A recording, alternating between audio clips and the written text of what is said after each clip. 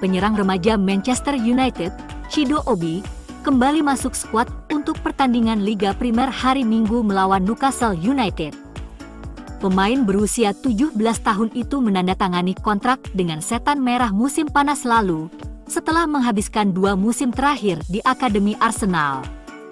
Ia memulai musim dengan tim U18 United, tetapi perkembangannya yang pesat membuatnya dipanggil untuk skuad U21 pada beberapa kesempatan, dan bahkan sempat bermain dengan tim utama awal musim ini.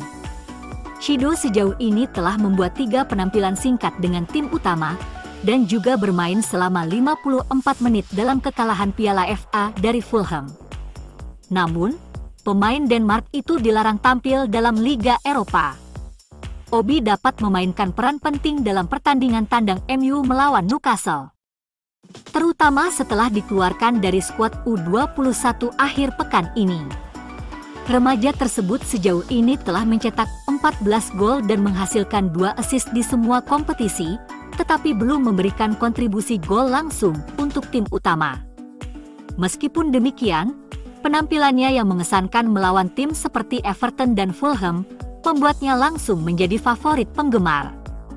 Keterlibatan berulang pemain muda tersebut dengan skuad senior menunjukkan bahwa Amorim tidak sepenuhnya puas dengan opsi penyerangannya. Rasmus Højlund dan Alejandro Garnacho sama-sama bermain buruk, jadi tidak mengherankan melihat mereka berdua memulai dari bangku cadangan.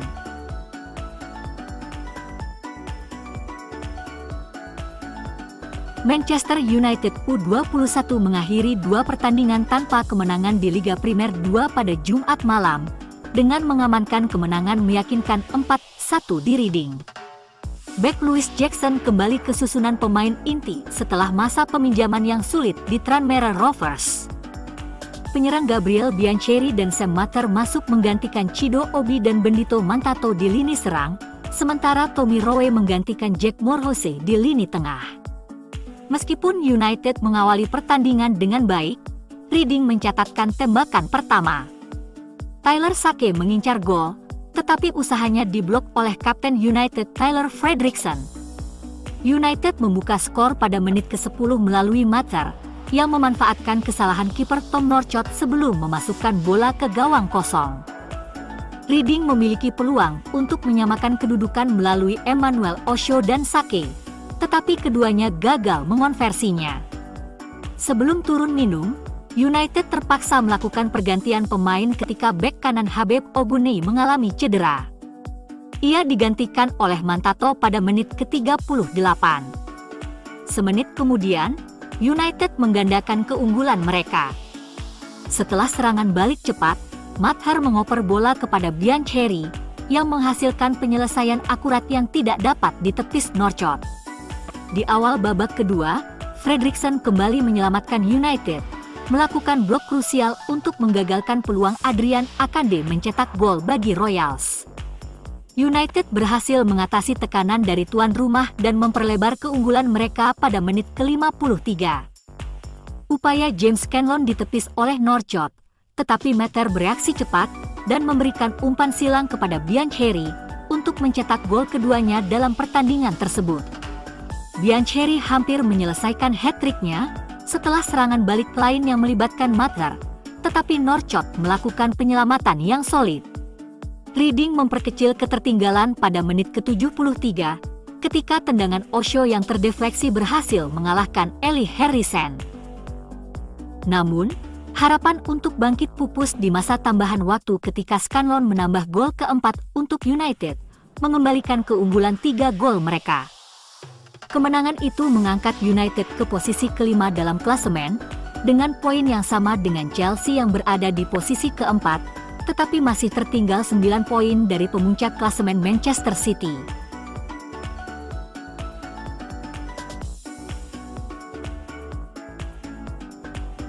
Dengan laga penting menghadapi Lyon tengah pekan mendatang, Amorim perlu memberikan istirahat kepada beberapa pemainnya.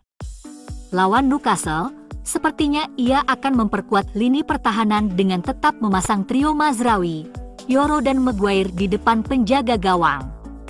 Blunder konyol Onana memang dimaafkan Amorim, namun memberikan menit bermain bagi Altay Bayindir juga akan sangat bermanfaat.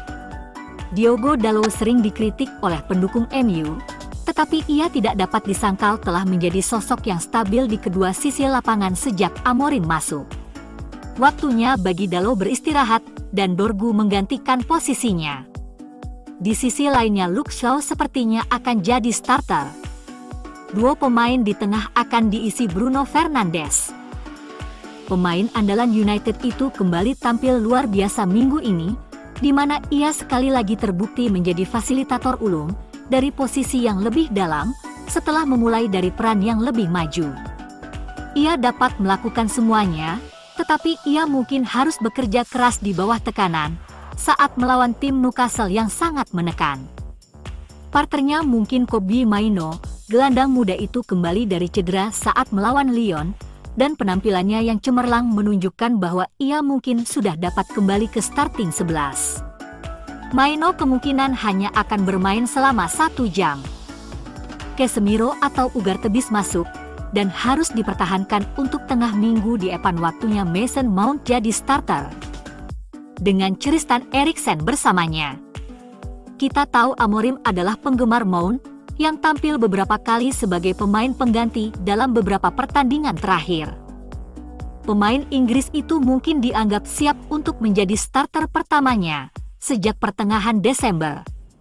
Garnacho terus-menerus membuat frustrasi, tetapi setidaknya dia bisa istirahat. United hanya memiliki sedikit pemain seperti itu di lini serang. Pemain Argentina itu mampu menembus pertahanan Newcastle ini, tetapi dia harus meningkatkan kemampuannya di sepertiga akhir. Kesulitan Rasmus Højlund di tengah pekan membuat kita tidak mungkin melihatnya masuk dalam starting 11 pada hari Minggu. Zirkzee masuk sebagai pemain pengganti untuk mencetak gol kedua United, yang seharusnya menjadi gol kemenangan, dan dia siap jadi starter lagi.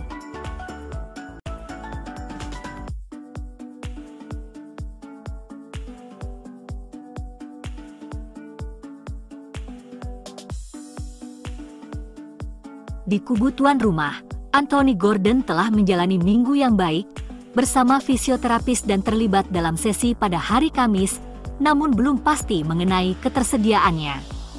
Alexander Isak sudah fit dan telah berlatih, tetapi Joe Willock absen karena protokol gegar otak. Joelinton tinggal 1 kartu kuning lagi dari larangan 2 pertandingan, sementara Sven Botman, lutut, dan Lewis Hall, kaki, masih absen, dengan yang terakhir absen sepanjang musim. Anthony Gordon mungkin kembali ke skuad, tetapi ia akan berada di bangku cadangan, mengingat cederanya baru-baru ini dan performa Harvey Barnes.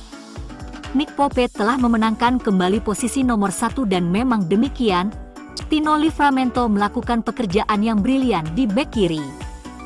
Dan 3 pemain tengah, Guimaraes, Tonali, Joelinton, akan menjadi pilihan saat fit.